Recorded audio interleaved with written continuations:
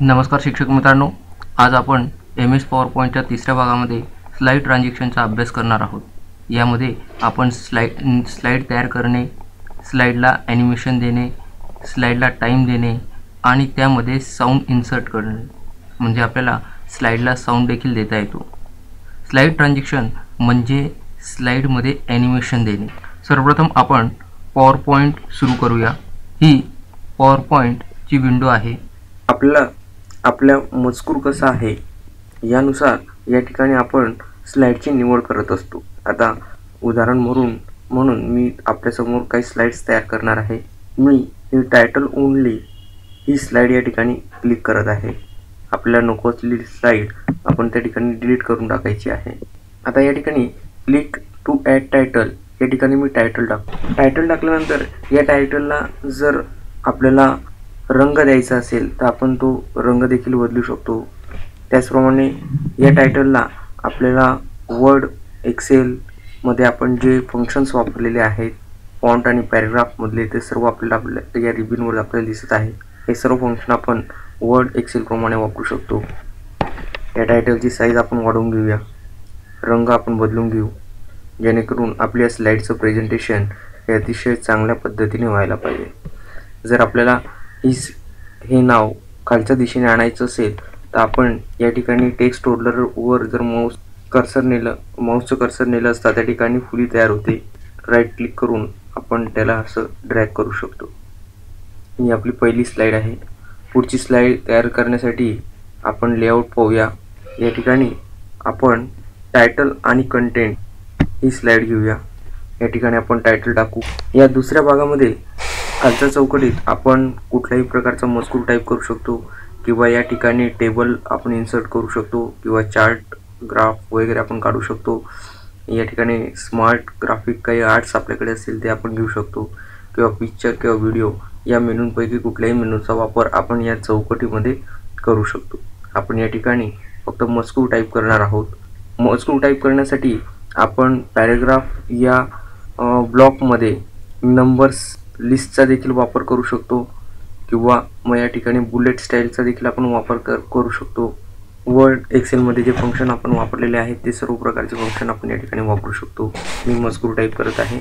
अशा पद्धतीने मजकूर आपण टाईप करू शकतो। पुढची स्लाइड घेऊया। त्यासाठी आपण न्यू स्लाइड या शब्दावर क्लिक करा।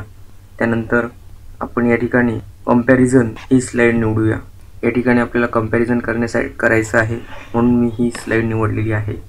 मला सजीव आणि निर्जीव यांच्यामधला फरक दर्शवायचा आहे आणि म्हणून या ठिकाणी मी कंपॅरिझन ही स्लाइड निवडलेली आहे। बघा शिक्षक मित्रांनो, या ठिकाणी मी या पद्धतीने पॅराग्राफ आणि फॉन्ट या ब्लॉकमधल्या मेनूंचा वापर करून या ठिकाणी आपण ही स्लाइड तयार केलेली आहे। अशा पद्धतीने मी 3 स्लाइड तयार केलेल्या आहे। आता या तिघही स्लाइडला मला ट्रान्झॅक्शन इफेक्ट द्यायचा आहे, पण त्या अगोदर आपण तयार केलेल्या स्लाइड कशा दिसतात यासाठी आपण स्लाइड शो पाहणं गरजेचं आहे। स्लाइड शो पाहण्यासाठी कीबोर्डवरील F5 ही की प्रेस करा किंवा आपण या ठिकाणी स्लाइड शो या टॅबमध्ये क्लिक केलं तर या ठिकाणी आपल्याला उजव्या बाजूला 2 ऑप्शन दिसतात, फ्रॉम बिगिनिंग आणि फ्रॉम करंट स्लाइड। या दोघही मेनूंचा वापर करून आपल्याला स्लाइड शो पाहता येतो। जर आपण फ्रॉम बिगिनिंग या ऑप्शनवर क्लिक केलं तर या ठिकाणी पहिल्या स्लाइडपासून आपल्याला स्लाइड शो पाहावयास मिळतो। जसं मी फ्रॉम बिगिनिंग या ऑप्शनवर क्लिक करत आहे। पुढची स्लाइड पाहण्यासाठी माऊसवरून राईट क्लिक करा। त्यानंतर आपल्याला अशा पद्धतीने स्लाइड शो हा पाहता येत असतो। जर आपण फ्रॉम करंट स्लाइड या ऑप्शनवर क्लिक केलं तर जी काही करंट स्लाइड आहे त्या स्लाइडपासून आपल्याला स्लाइड शो पुढे पाहावयास मिळतो।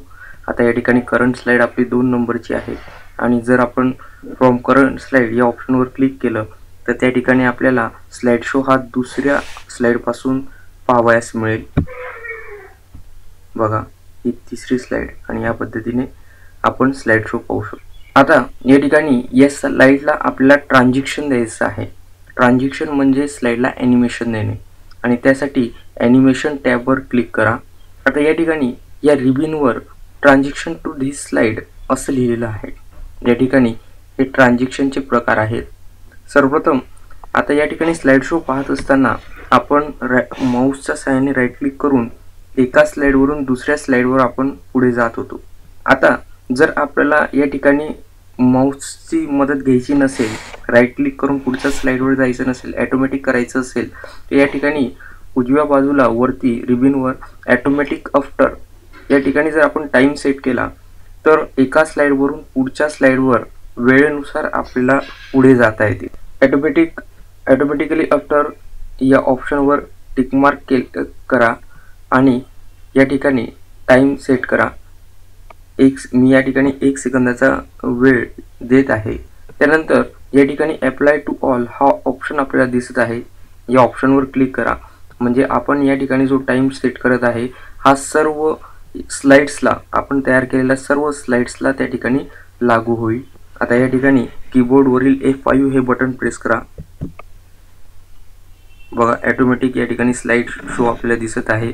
अशा पद्धतीने आपण टाइम सेट करून देखील एका स्लाइडवरून दुसऱ्या स्लाइडवर जाता येते. अशा पद्धतीने आपण या ठिकाणी स्लाइडला टाइम देऊ शकतो. आता या ठिकाणी स्लाइड ट्रान्झॅक्शन कसं दिलं जाते ते आपण पाहणार आहोत. या ठिकाणी रिबीनवर ट्रान्झॅक्शन टू धिस स्लाइड म्हणजे या स्लाइडला आपल्याला ट्रान्झॅक्शन द्यायचं आहे. तर या ठिकाणी प्रकार दिलेले आहेत. बघा माऊसचं कर्सर त्या ठिकाणी ट्रान्झॅक्शनवर नेल्यानंतर तो इफेक्ट आपल्याला स्लाइडवर दिसत आहे. जर तुम्हाला याचा व्यतिरिक्त ट्रान्झॅक्शन हवं असतील तर या ठिकाणी खाली बाणाचं चिन्ह आहे, या ठिकाणी क्लिक करा आणि या असलेल्या सर्व ट्रान्झॅक्शनमधून आपल्याला हवं ते ट्रान्झॅक्शन आपल्याला निवडता येते. हे ट्रान्झॅक्शन आपण निवडूया. त्यानंतर ट्रान्झॅक्शन निवडल्यानंतर अप्लाय टू ऑल या ऑप्शनवर क्लिक करायला विसरू नका, जेणेकरून आपण तयार केलेल्या सर्व स्लाइडला ते ट्रान्झॅक्शन मिळायला हवं. म्हणून या ठिकाणी अप्लाय टू ऑल या ऑप्शनवर क्लिक करा. आता आपण स्लाइड शो पाहूया. यासाठी कीबोर्डवरील F5 हे बटन प्रेस करा.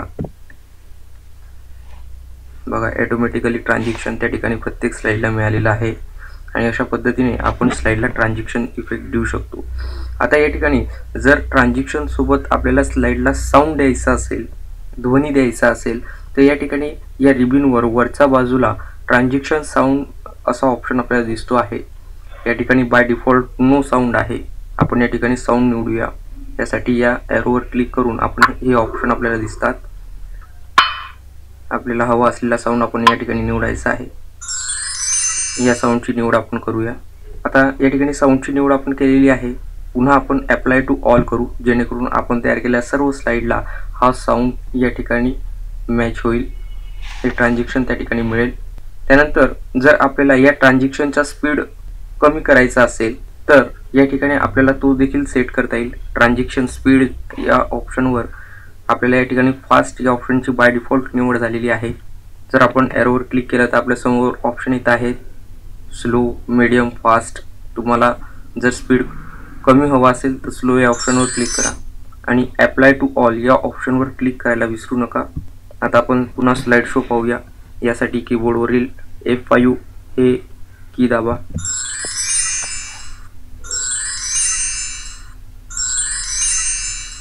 या पद्धतीने त्यानंतर जर आपल्याला त्या स्लाइड पुरता प्रिव्ह्यू पाहायचा असेल तर उजव्या बाजूला जे प्रिव्ह्यूचं बटन आहे हे एका स्लाइड पुरतं मर्यादित असते.